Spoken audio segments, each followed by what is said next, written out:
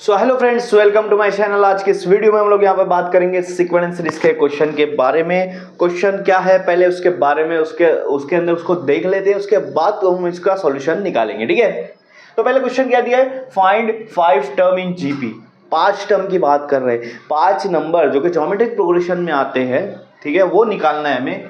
पर दिया है कि यहाँ पर सबकी प्रोडक्ट करूंगा, अगर सबको मल्टीप्लाई करूंगा पांचों के पांचों नंबर को, तो इतना आंसर आएगा 1024।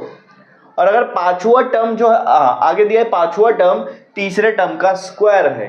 तीसरा जो नंबर आएगा उसका स्क्वायर करूंगा तो पांचवा नंबर मिल जाएगा। ये चीज बात करिए। ठीक है, अब यहां पर मान लो आपके पास आपको 5 निकालना है, तो पहले आप सेंटर में ए ले लो।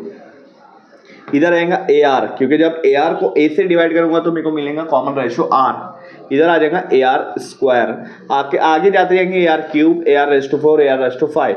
पीछे आएंगे तो आएगा ए अपॉन आर, उसके पीछे आएगा तो अपन आएगा ए अपॉन आर स्क्वायर, उसके पीछे आएंगे तो ए अपॉन आर क्यूब, इस तरह से। ठीक है, समझ में आ रही है बात? इस तरह से 5 यहाँ पे क्वेश्चन, 5 यहाँ पे हम लोग ने ज्योमेट्रिक प्रोग्रेशन का 5 टर्म्स यहाँ पे निकाल चुके। ठीक है, सही है ना? यहाँ पे ए अपॉन,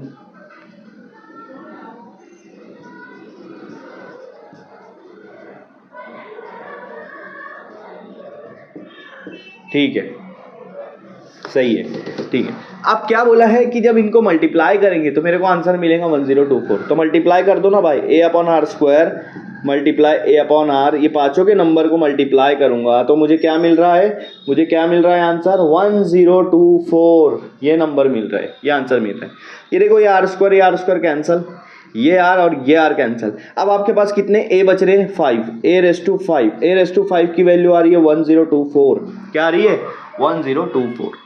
अब मुझे बताओ किसकी पावर है जो 1024 आती है?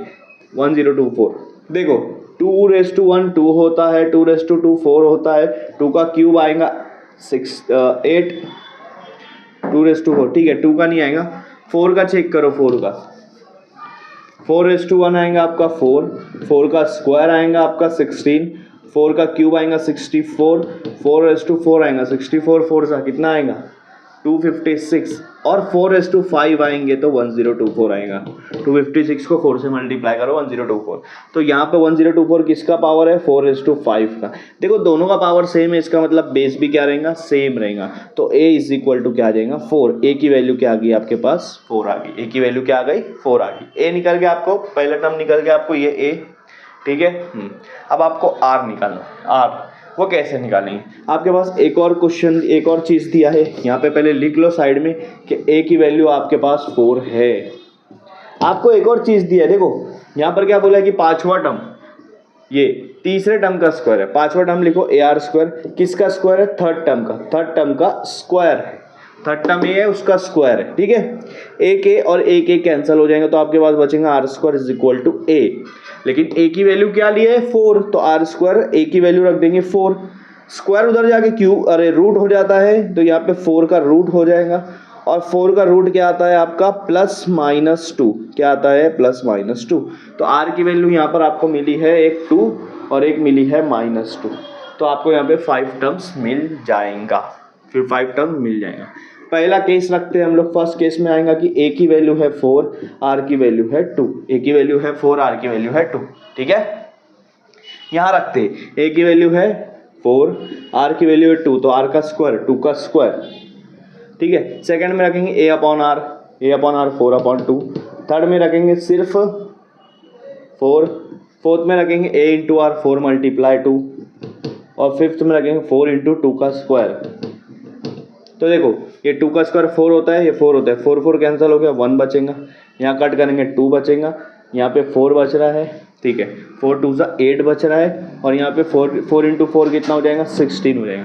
तो पहला आपका ज्योमेट्रिक प्रोग्रेशन जो फिफ्थ टर्म का आया 1 2 4 8 16, 1 का डबल 2, 2 का डबल 4, 4 का डबल 8, 8 का डबल 16। तो कॉमन रेशियो यहाँ पे सेम आ रहा है। ठीक है, रेशियो जो आ रहा है वो कॉमन आ रहा है। दूसरा केस में हम लोग यहाँ मानेंगे a की वैल्यू तो 4 ही रहेंगी, r की वैल्यू -2 रहेंगी। तो पहले में अगर आप यहाँ लेते हो a की वैल्यू 4, r की वैल्यू -2 का स्क्वायर। ठीक है, हाँ, -2 का स्क्वायर। सेकंड में ए की वैल्यू ए अपॉन आर है, ए की वैल्यू है आपके पास 4, आर की वैल्यू है -2। तीसरे में 4 है, ठीक है, ए की वैल्यू। फिर ए इंटू आर 4 इंटू -2, उसके बाद है 4 इंटू -2 का स्क्वायर। तो देखो -2 का स्क्वायर भी 4 ही होता है, तो 4 अपॉन 4 क्या हो जाएगा 1 आएगा, प्लस में ही आएगा -2 का स्क्वायर। यहाँ पे 2 1 2 2 आएगा, लेकिन यहाँ एक माइनस है तो ऊपर लग जाएगा माइनस।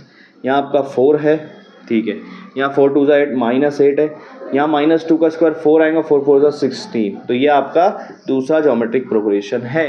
और यहाँ पे जो कॉमन रेशो आएगा -2 आएगा, क्या आएगा -2। समझ में आ रही है बात? तो ये इस तरह से आपका ये वाला क्वेश्चन सॉल्व होता है।